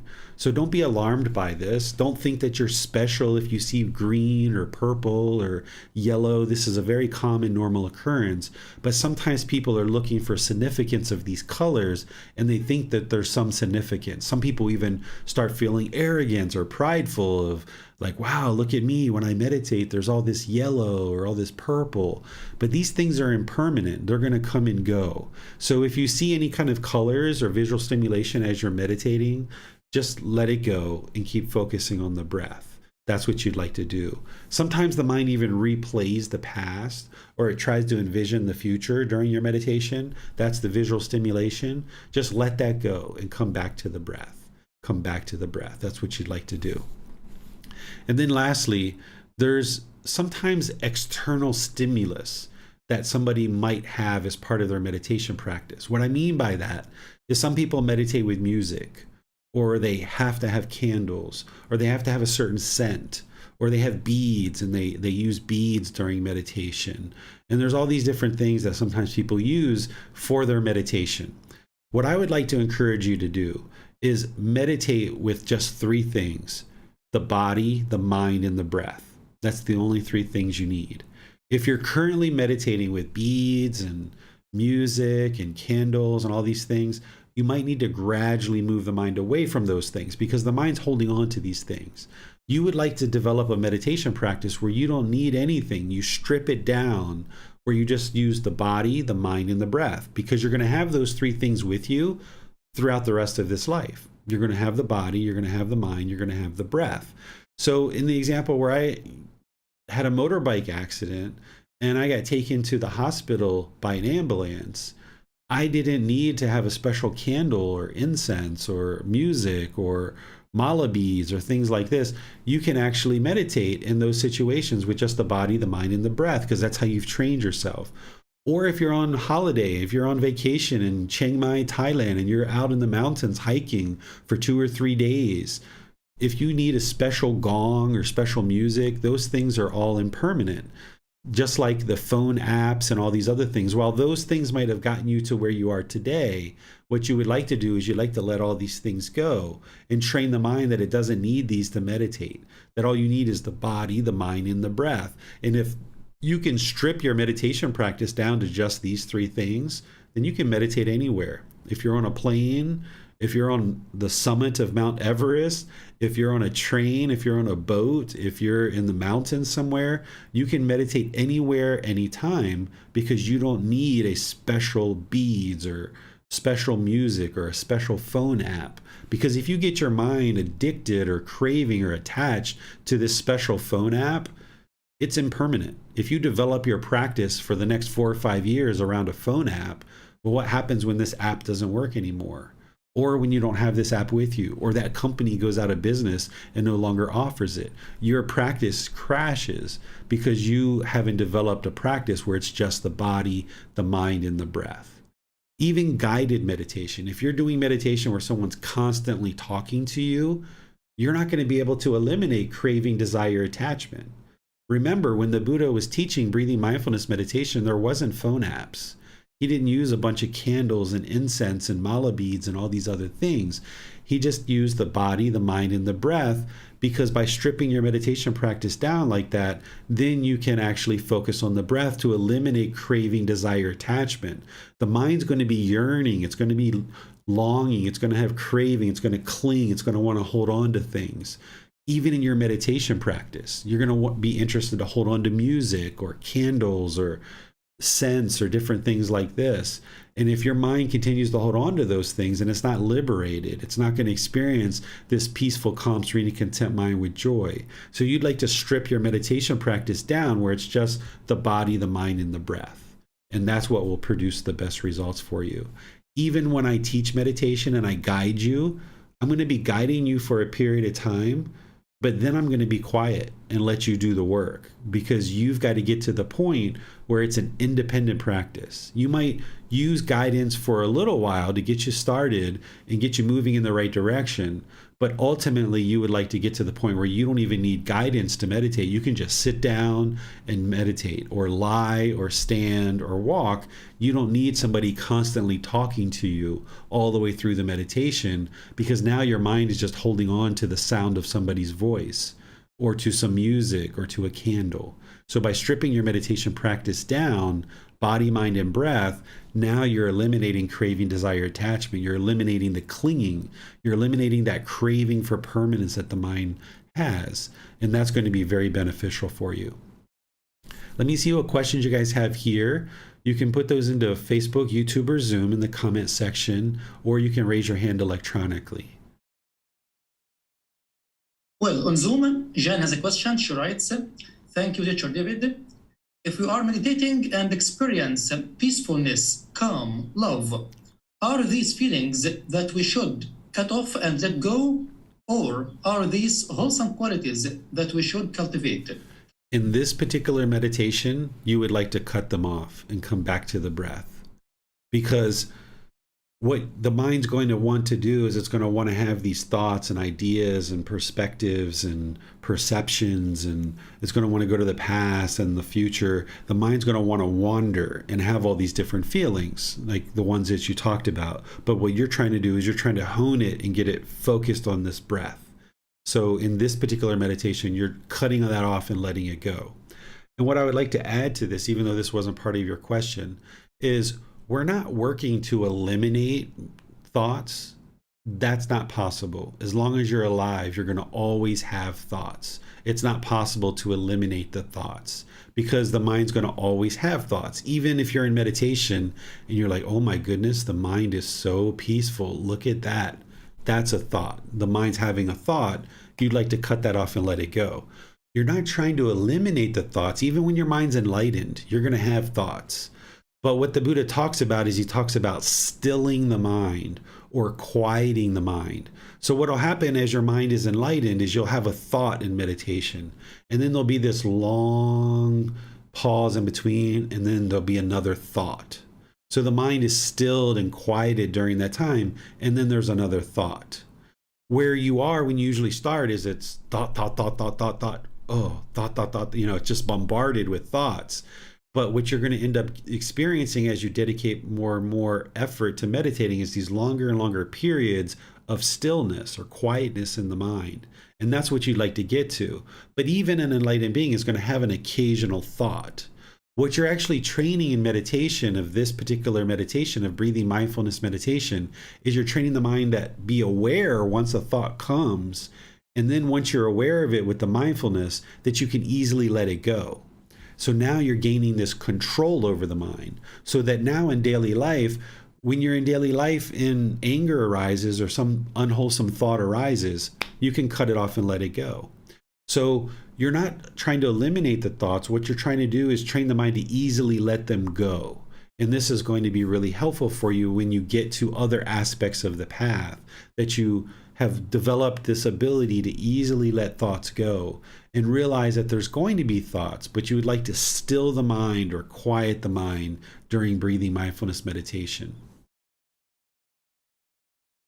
Well, as for cutting off and letting go of these thoughts, isn't the goal of meditation is to experience these pleasant feelings? This is one of the misunderstandings about meditation. Sometimes people say the goal is to observe your thoughts, or label your thoughts, or analyze your thoughts, or figure them out. Some people even try to do planning during meditation, like, What am I going to have for lunch today? What do I need to get from the grocery store? What task do I need to do today? And someone's sitting there in meditation, their mind is just cycling and cycling and cycling. It's not getting to what the Buddha said, which is quieting the mind and stilling the mind. So all this activity during your meditation that you might hear some people share, you're trying to eliminate all that. So you're not trying to observe the thoughts and see them come into the mind and watch them leave. You're not trying to judge the thoughts. You're not trying to label the thoughts. You're trying to get to the point where as soon as the mind is off the breath, cut it off, let it go, and come back to the breath. And wherever the mind is off the breath, you cut that off and let it go and come back to the breath. You're not trying to label, judge, analyze, observe. You're trying to get to the point where you can let them go as soon as you observe them. And when you first start meditating, you might be in meditation focused on the breath, and the mind starts wandering, and it's wandering, and it's wandering for 2 or 3 or 4 or 5 minutes, 10, maybe even 10 minutes. And you realize, oh my goodness, I'm meditating. I need to bring the mind back to the breath. And you bring it back to the breath. And then you're on the breath. And then 2 minutes, 3 minutes, 4 minutes, 5 minutes. Oh my goodness, my mind's been wandering. Come back to the breath. So what ends up happening when you first start is it takes you longer and longer period of time to discover that the mind is off the breath. And then when it's off the breath, you just realize that you're not a bad person. You're not bad at meditation. It's just that the mind is moved off the breath and you weren't aware of it because of lack of mindfulness or awareness of mind. But when you become aware of the mind being off the breath, you cut that off and let it go and come back to the breath. And over a repetitive series of ongoing consistent meditations, now the mind gets better and better at having cultivated mindfulness or awareness of mind, and you observe sooner and sooner that the mind is off the breath. So where before it might have taken you 8 or 10 minutes to be aware that the mind is off the breath, as you train, it'll become 4 minutes or 5 minutes. Then it'll become 2 minutes or 3 minutes. Then it'll become 1 minute. Then it'll become 30 seconds. Then it'll become 10 seconds. Then it'll become 1 second. So an enlightened being can observe that their mind has moved off the breath, and boom, right away they can bring it back. That's the difference between unenlightened and enlightened. One of the differences is that an unenlightened being, their mind is going to be uncontrolled, unrestrained. They're lacking mental discipline. So the mind can wander for a really long period of time when they have a thought. An enlightened being is going to have a thought in meditation at some point, but they're going to have such well-developed mindfulness that they're aware of it right away and they can cut it off right away and bring it back. So the goal isn't to eliminate thoughts. The goal isn't to have these pleasant feelings and have all this bliss and enjoyment in your meditation. The goal is observe the breath, singleness of mind, focus on the breath. That's the present moment. Bring the mind into the present moment by focusing on the breath, developing this awareness of mind or mindfulness, and focusing on the breath to develop concentration or singleness of mind. And whenever you observe that the mind is off the breath, you try to catch that sooner and sooner and sooner so that when you're aware of it, you can bring the mind right back to the breath. There's no such thing as a bad meditation. You shouldn't judge your meditations. If you're in meditation and your mind's really, really busy and you finish your meditation and you realize, my goodness, the mind is so busy. But if you go to, that was a horrible meditation, you're judging your meditation. You're comparing and measuring. You're craving your meditation to be the same way it was in the past. And that's not possible because of impermanence. So rather than judge your meditation as good and bad, if you're in meditation and you realize how busy the mind is, that's wisdom. That's good insight for you. Because now you know for the rest of your day, your mind's pretty busy. And if you have any important decisions that you need to make that day, you might be interested to postpone them until your mind is less busy.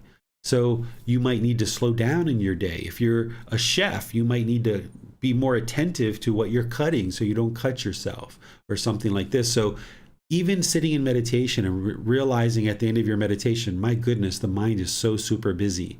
that was fruitful. That was beneficial because you're walking away with more wisdom than you had when you started meditation. So don't get into this trap of looking negatively at your meditation and judging it as good or bad, because that's only going to erode your confidence and make it difficult for you, because you're going to think you're no good at meditation because your mind's so busy. But that's exactly the reason why you need to meditate, is because your mind is so busy. So if you judge your meditation and you kind of degrade yourself through this negative self-talk about your meditation, then it's going to hinder you, because now you're going to feel you're no good and that you need to give up in meditating.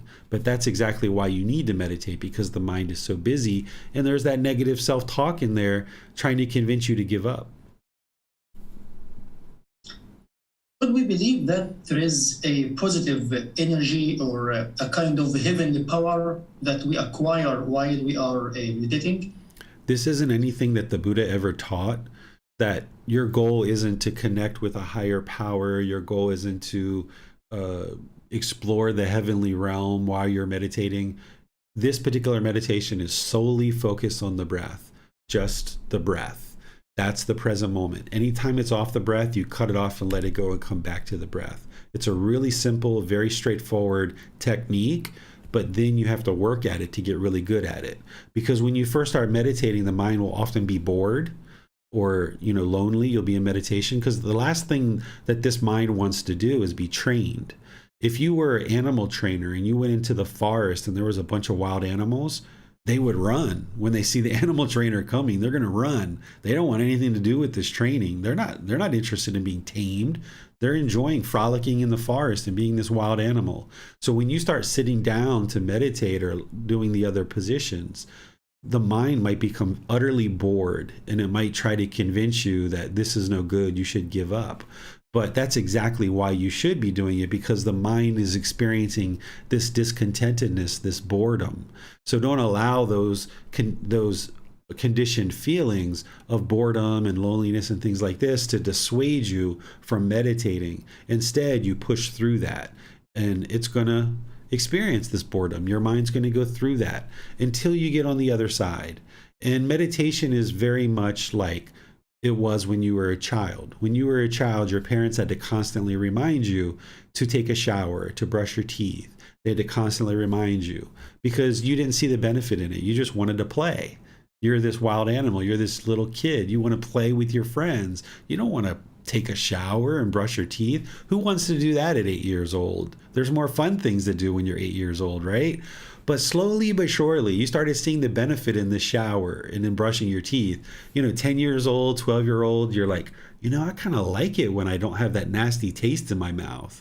I kind of like it when I smell good and my friends know that I smell good. I kind of like that. It feels good. And then you decided to meditate, you decided to take a shower on your own more and more. Your parents didn't have to bug you to take a shower and brush your teeth because you saw the benefit in it. Well, when you first start meditating, you might not see the benefits right away. They might not be immediate.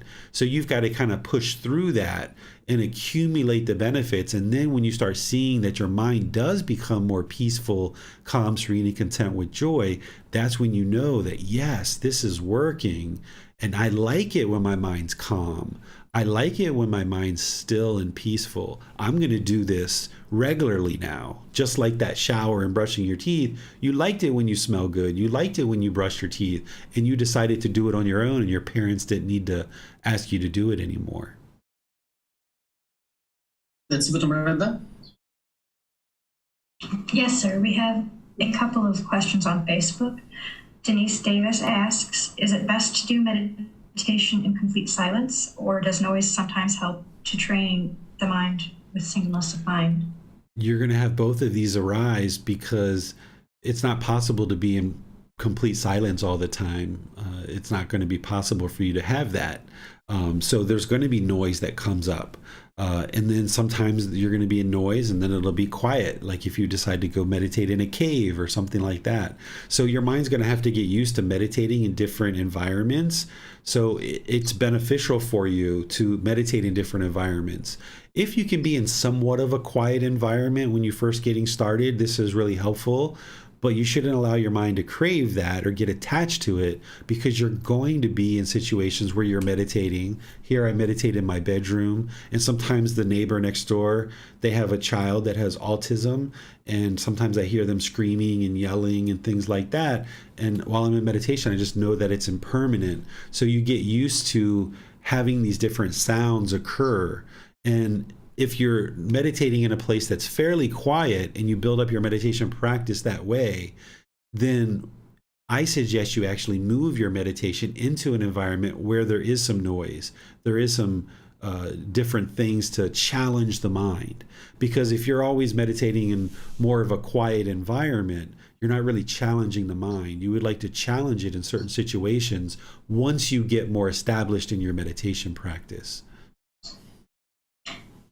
Thank you, sir. And then also, Bruce Benko asks, would it be beneficial to do different things sometimes to prepare the mind for meditation so one doesn't get locked into the same thing? For instance, sometimes should I read the teachings before meditation, other times burn incense, still other times do chanting so the mind doesn't fall into not settling because I didn't do the same thing every time? You could do that. Initially, your mind's going to crave permanence and want permanence. So if you have kind of a standard practice and kind of a standard way of doing things just to get you well established in your meditation practice, and then start tweaking the variables and start playing with things to challenge the mind. So that can be helpful for you. Thank you, sir. You're welcome. Thank you. No more question, teacher. All right. Well, the last thing I'd like to share with you before we kind of end our class today, and it looks like we're going to need to do meditation next week, is to never give up. Remember what the Buddha said: meditate, students, do not be complacent, lest you regret it later. This is my instruction to you. Right? So don't ever give up, because as you progress in your practice, you're going to experience these challenges and these struggles and these difficulties. And as you progress in your practice, you might get to a point where you'd like to give up. I thought I had given up one time for 3 years. I stopped meditating for 3 years. It was one of the worst periods in my life ever, but I stopped meditating for 3 years. And if somebody would have asked me during that time, like, are you ever going to start meditating again? I would have said, nope, never going to meditate. Because at that time, I didn't understand the path the way that I do now, and what you can actually experience in terms of the mind eliminating discontentedness. So in those challenging times, in those difficult times where the mind wants to give up, and maybe you're like, I don't need to meditate, I'm not going to meditate today. In those situations, put in the effort, put in the energy, put in the dedication to ensuring that you don't ever give up. Now, if you're sick or you just really feel miserable and you just really need to get some sleep, don't force yourself, right? You're not interested in forcing yourself to meditate.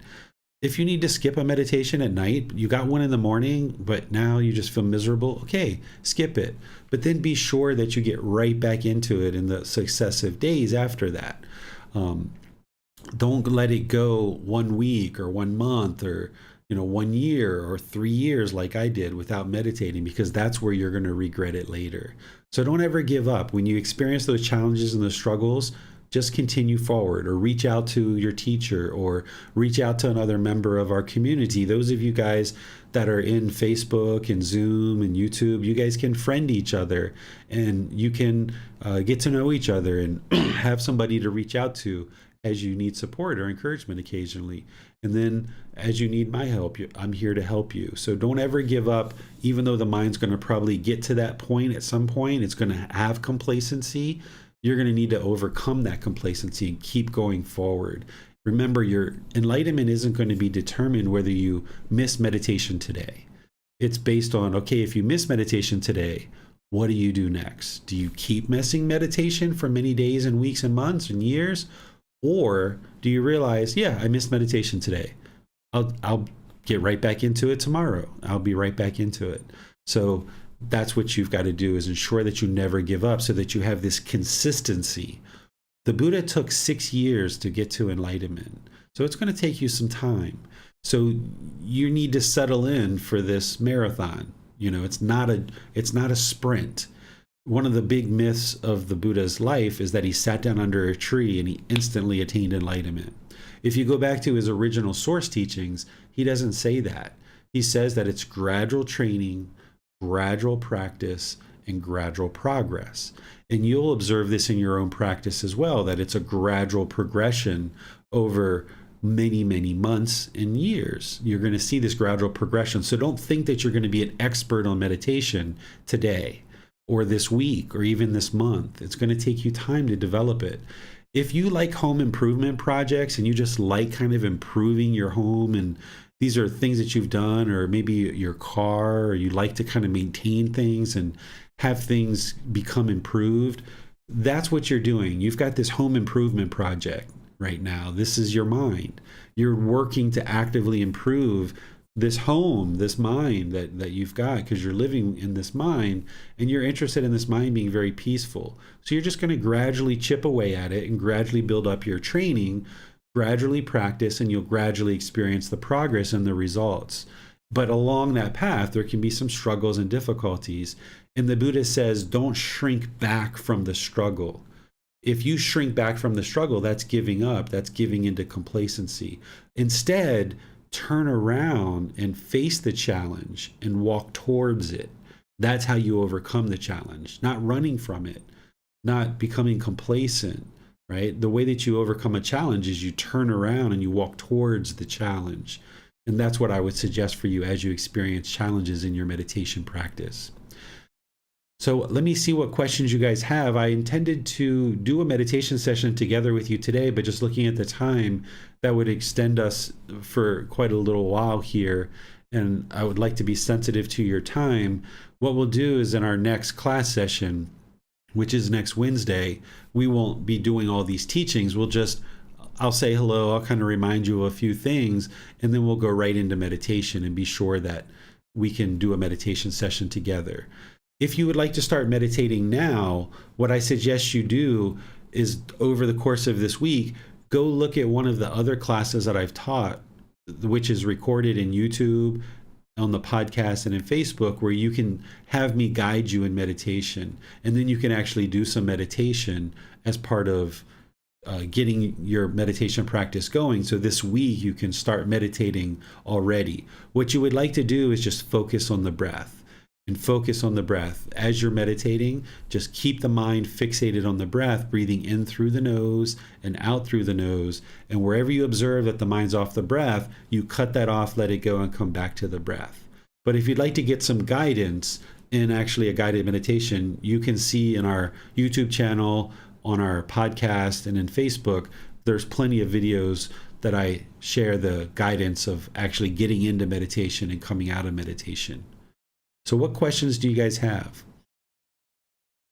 Well, what's your advice for someone who is interested to improve their mind and practice meditation, but they are not able to focus on the breath even for 30 seconds or 1 minute? Whatever time you can focus on the breath, then you do it. And if your mind wanders and you're struggling to get the mind back to the breath, keep going. Don't give up, because that's the exact reason why you need to meditate, because your mind is being bombarded with thoughts. You don't have control over the mind. You don't have this mental discipline.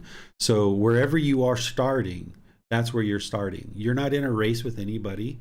You're not in competition with anybody. This is your own independent journey. This is your path to enlightenment. This is your work. So if you're meditating 5 minutes per session and somebody else is meditating an hour, okay, that's them. That's where they're at. You shouldn't be measuring and comparing what you're doing to someone else, because that's when you're going to feel diminished. This is your path to enlightenment. This is your practice, your independent journey. So you just start wherever you start, and then you gradually work to expand it. If anybody would like to schedule a personal guidance session with me to get some personal guidance and guide you in meditation and get you started that way, I can do that. All you need to do is go to our website, buddhadailywisdom.com, and from there you'll see the link for schedule. you can schedule a private appointment where I can help you privately and get you started with meditation as well. Some people like to do that. But next Wednesday, I will be teaching meditation and guide you in meditation. We'll probably do about 15, 20, 30 minutes worth of meditation. Usually I start out kind of short when I first get going in the series. And then by the time we get going in the group learning program, we'll build up to 30 and 45-minute meditations as we progress over the 7 months. Thanks, sir. That's all for today. All right. Well, I'd like to thank all of you for joining us for today's class. On this Sunday, we're going to be doing that second part of the 3-part series for the Eightfold Path. We're going to be discussing the moral conduct. We're going to be discussing right speech, right action, and right livelihood. And there we're going to use the words of the Buddha and penetrate down into what are the words of the Buddha and the teachings that he shared around this very central and core teaching of the Eightfold Path. Then next Wednesday, we're going to be doing meditation together. So you're welcome to join these classes live, or if you can't attend live, they're recorded and you can get the recordings through Facebook, YouTube, or the podcast. So I'd like to thank all of you for your dedication and your diligence for learning. Feel free to reach out to me through Facebook. You can post a question in our Facebook group and I'll answer it there. You can ask questions in these online classes. You can send me a private message, or you can schedule a personal guidance session. These are the 4 ways that I can help you get you some personal guidance. For me, the way that I teach is it's up to you to reach out for guidance. You're not going to hear me call you or send you a message to ask you if you meditated. This is your independent journey. It's your path. So I'm here to provide you guidance, and I offer all these different ways. So feel free to utilize them and reach out and get help as you need help. So I'll see you either Sunday or Wednesday. And in the meantime, have a very lovely and wonderful rest of your day. We'll see you next time. Sawadee krap.